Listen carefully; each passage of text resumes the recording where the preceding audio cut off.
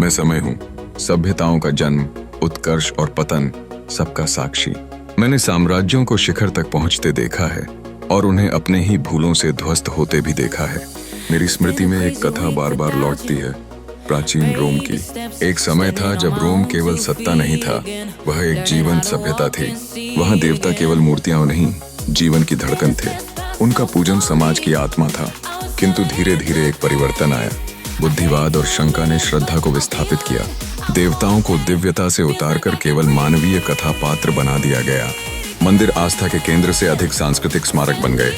जब देवत्व का यह क्षरण हुआ तो समाज की आध्यात्मिक ऊर्जा शून्य होने लगी, और जहाँ शून्य होता है वहाँ कोई न कोई उसे भरता ही है।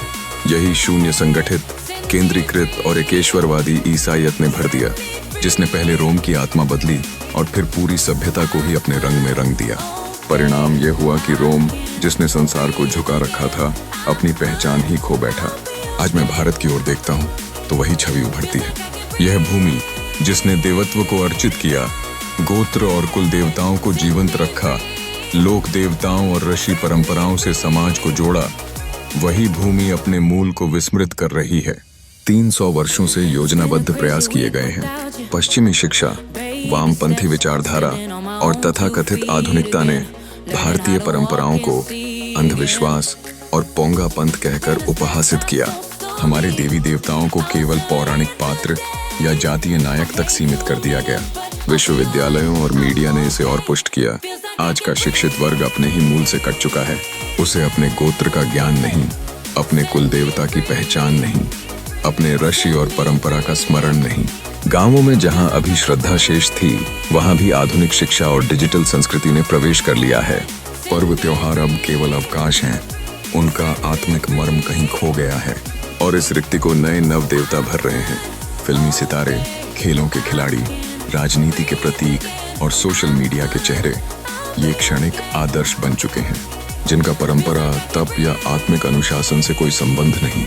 जब सभ्यता अपने मार्गदर्शक खो देती है और क्षणिक प्रतीकों को पूजने लगती है, तो उसका पतन निश्चित है। भारत की सनातनी व्यवस्था की शक्ति उसकी विविधता थी।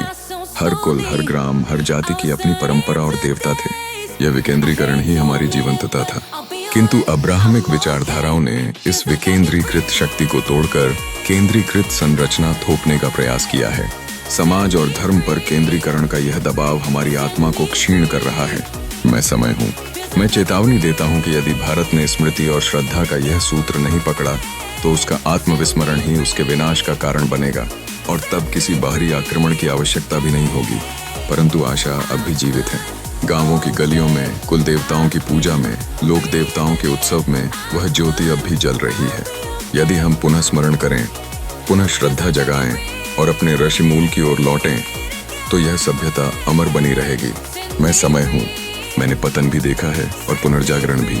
चुनाव अब तुम्हारा है, रोम की भांति विस्मरण में खो जाना या स्मरण कर पुनः अमरत्व को पाना।